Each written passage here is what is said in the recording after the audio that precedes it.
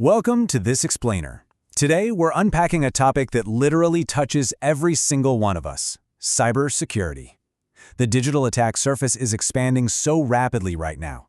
With the explosion of cloud computing, artificial intelligence, and the Internet of Things, the boundaries of where our data actually lives, and frankly where it can be compromised, are blurring faster than ever before. So, are you the easiest point of entry? Look, you might be thinking, I'm not some massive tech company, why would they ever target me? But here's the reality. Cyber attacks don't just happen to big tech giants or government agencies. Attackers are incredibly opportunistic. They actively seek out the easiest point of entry. That could be a small local business, a startup, or even just an individual smart home device.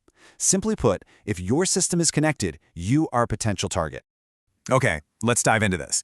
To demystify the absolute chaos of 25 different attack types, here is our roadmap for today. We'll start with the modern cyber threat, move into exploiting the human elements, cover malicious software, talk about overwhelming the network, and finish up with building defense in depth. Starting off with Section 1, the modern cyber threat. To actually defend ourselves, we first need to know who is attacking and why. And today's attackers aren't just rogue coders hiding in basements anymore. We're talking about organized crime groups, nation-state actors, and hacktivists. Their motivations range from straightforward financial gain all the way to complex industrial espionage and political disruption. A really crucial point here is understanding how these attacks actually unfold in the real world. A lot of them follow what's called the cyber kill chain. Basically, this is the life cycle of an attack.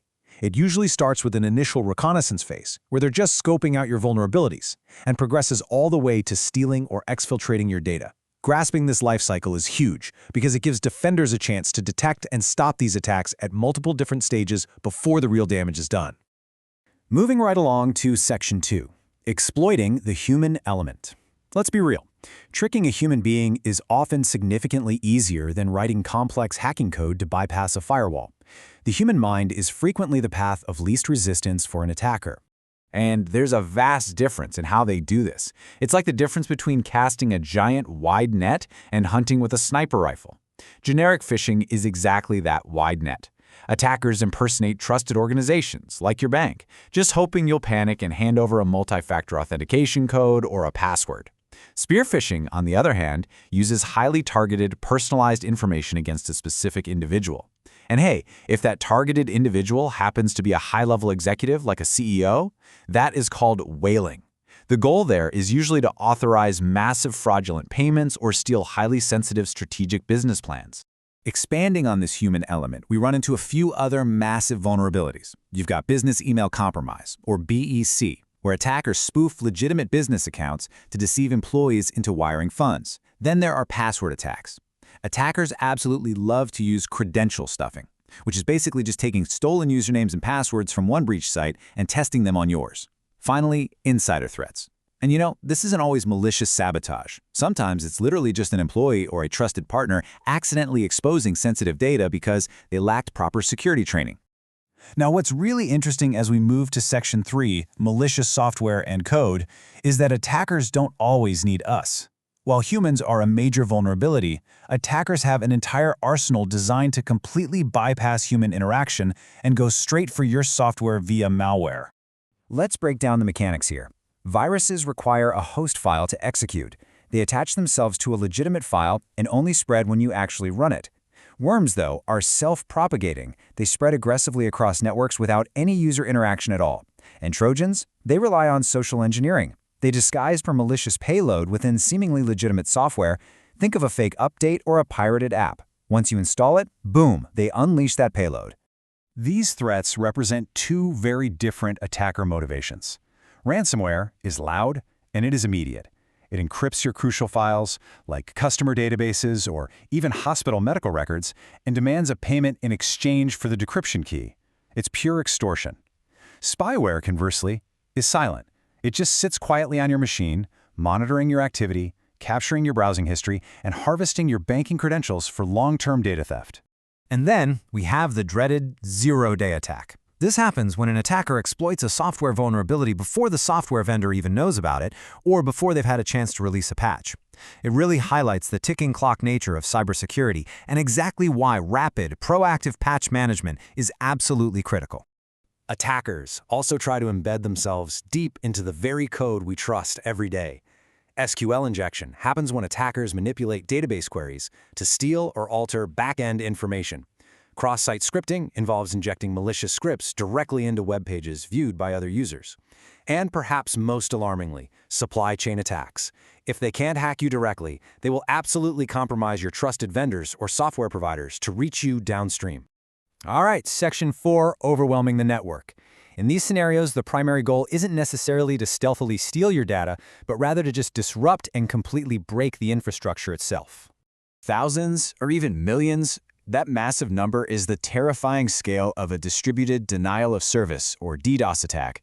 Instead of one computer trying to hack you, attackers use a botnet, which is a massive network of compromised devices controlled remotely, to flood your server with traffic all at the exact same time. The sheer volume just overwhelms the service, shutting it down entirely. Attackers can also intercept your network traffic in several pretty insidious ways. Man-in-the-middle attacks might use fake Wi-Fi hotspots to snoop on your communications. DNS attacks spoof your network traffic to redirect you to malicious websites. Session hijacking literally steals your authenticated web sessions.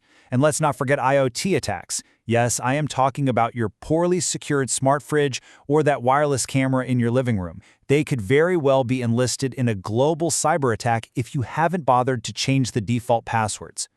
And this brilliantly illustrates the chaos we just covered. Let's align these specific attack types with their primary goals and how we mitigate them. Phishing aims to steal credentials. We counter that with user training and multi-factor authentication. Ransomware wants to lock your data for cache. Beat that with offline backups. SQL injections go after your databases. Stop those with parameterized queries. And DDoS attacks seek to disrupt services. We mitigate those through load balancing. Finally, Section 5, building defense in depth. I know the threat landscape we've just mapped out feels incredibly vast, but I want to reassure you, robust protection is entirely possible when we approach it systematically.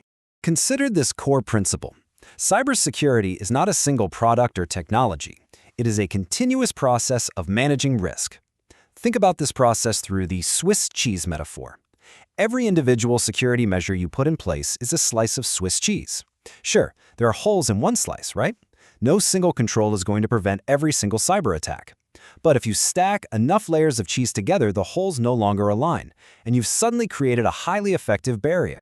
Let's see how this actually builds into an actionable, layered defense. First, you absolutely need to enable multi-factor authentication. Keep your systems updated and patched promptly. Maintain offline, tested backups so you can recover your data without paying some ridiculous ransom. Segment your networks to limit how far an attacker can actually spread. And crucially, provide continuous user training and enforce least privilege access, meaning give people access only to what they absolutely need to do their jobs. This collective defense-in-depth approach is the core thesis of all our source material, simply because it drastically reduces both the likelihood and the impact of an incident. I want to leave you with this final, provocative thought. The digital threat landscape is not static. Attackers are constantly shifting their techniques. So the question you really must ask yourself today is your defense evolving with them? Take the time to evaluate your own digital fortress and proactively safeguard your systems using the layers we discussed today. Thanks for joining me on this explainer, and keep learning.